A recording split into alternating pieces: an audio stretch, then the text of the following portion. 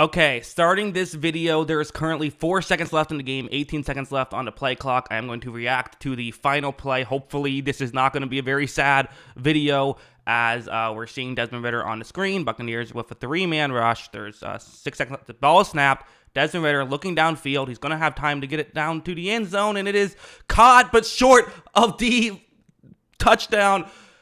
The Buccaneers have won the football game, one of the crazier football games of the season, a game that was ugly, but it was beautiful. The Buccaneers have won.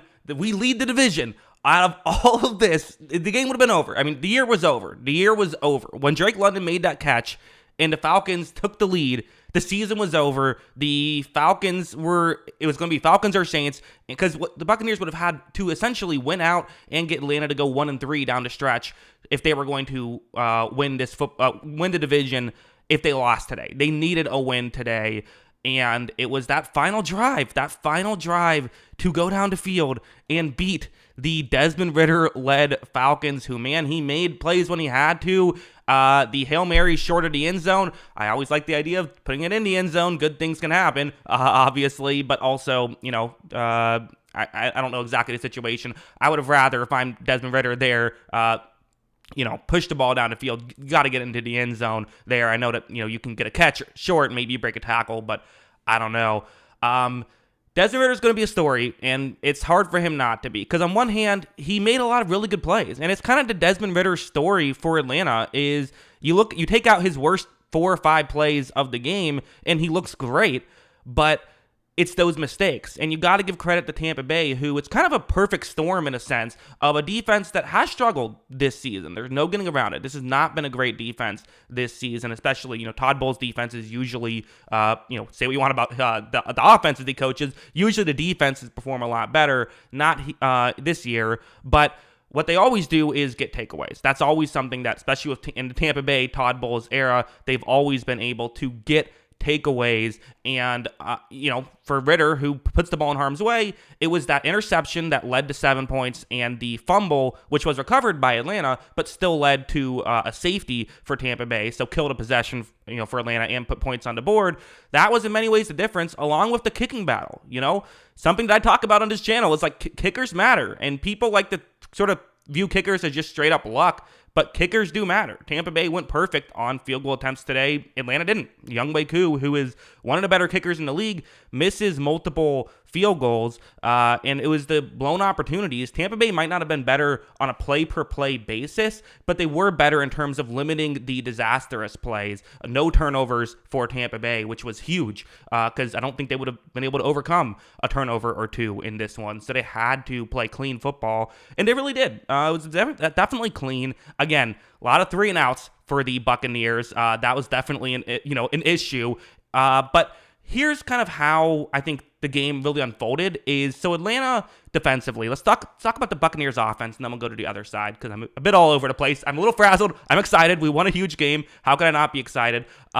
So Atlanta, they like to play their cover two or quarters coverage scheme. 2 safeties deep, and this is why Mike Evans, he always struggles against the Saints because the Saints always play 2 safety deep coverages. If you take away Mike Evans, have him double teamed every play, this team historically has not done a great job at being able to, win, because typically what happens is if you're playing 2 safeties deep, you can run the ball a lot better, right? Because, you have someone who can block everybody. But in this scenario, Buccaneers, you have to still win your blocks, and historically they haven't done a great job at doing that. This game, they did a good job at doing it. It wasn't great. Wasn't spectacular, but the running offense was a legit rushing offense in this game. They ran really significantly more than they threw in this game. And while usually I hate that, I actually don't think it was a terrible move, because if it's just working okay, that's kind of what you need, right? I feel like we always talk about passing is so much more important than running, but if you can just get a running offense that can be okay, then you're going to be fine, because then you can sort of win games like this if you have to, and then, what is Atlanta going to do? Are they going to, leave Evans one-on-one down the field? To their credit, no. They never did that. They never said, well, let's try and see if we can force the issue. They said, this is still the best strategy. It's just going to create some potential issues. Here, one second. I'm going to get some water.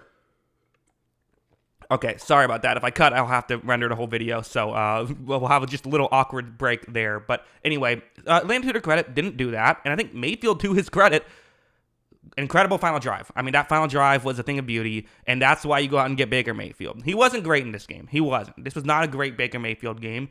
That's what he is. He has his ups and downs, but he protected the football, and he came through when you needed him to. He made the few big plays. I remember on the 4th down and 1, you were like, okay, someone needs to make a play. And that was Rachaad White. I mean, it was not a guaranteed first down on that play. The offensive line didn't give him a free first down. He did fumble, but he recovered the fumble. So, that was a huge, huge play by him. And then obviously you got to give credit to Cade Otton to make that play. And, one thing I think about as well is, so Mike Evans, only 1 catch for 8 yards. He almost had a second catch, which would have been a touchdown. And I couldn't stop thinking about that play where his hand just happened to hit the grass, a split second. Like, it was literally like one camera frame before his second foot touched the ground, and he would have had the touchdown, because that would have put them up 2 scores, and they would have been, in the lead right there. So that was nearly a devastating miss, and you can't blame him. I mean, you're in the air, whatever touches the ground. It is what it is. But, that could have been devastating.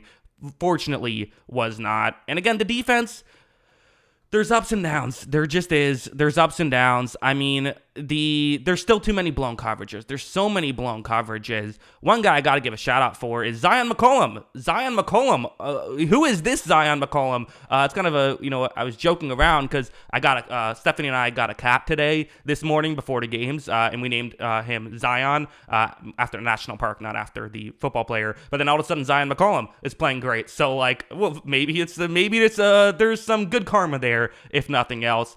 Winfield made some key plays, including getting that safety. Also had a couple of rough plays. He just did.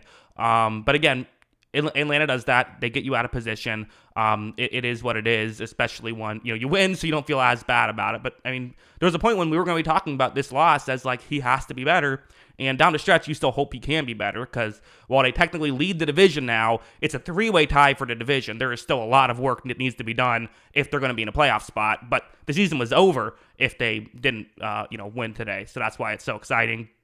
For Atlanta, seems like they realized in the 4th quarter, hey, just throw the ball up to Drake London. Pretty good strategy. He ends the day with 144 yards. I mean, that catch was that was going to be just the catch that would have been burned in the back of my brain for the rest of the season if Atlanta held on to win. I got to feel bad for him because, I mean, that was the play. That was Atlanta's play. He was able to make that catch, find a way to get, honestly, Ritter was trying to throw an interception there. It just didn't happen. London was not going to let it happen. So incredible stuff from him.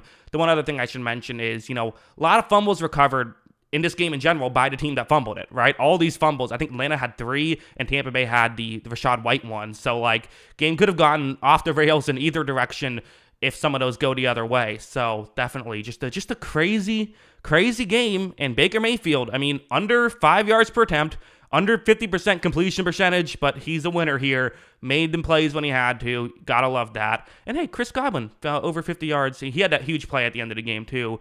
And then, I think I already mentioned Cade Otton, great, play to get the touchdown. Just a lot of guys coming through. And, I'm not even that mad at Todd Bowles in this game. Maybe a couple things here and there, but hey, this is the kind of game that the Buccaneers want to win, and they did. So very happy that the season's still alive, has a chance now to make the playoffs. Fun stuff. But yeah, those are my thoughts. What are yours? Let me know in the comments below. Always love hearing from you. And of course, as always, thanks for watching. I'm about to sneeze. That's why I'm saying that so weird. I'm going to go sneeze. Goodbye.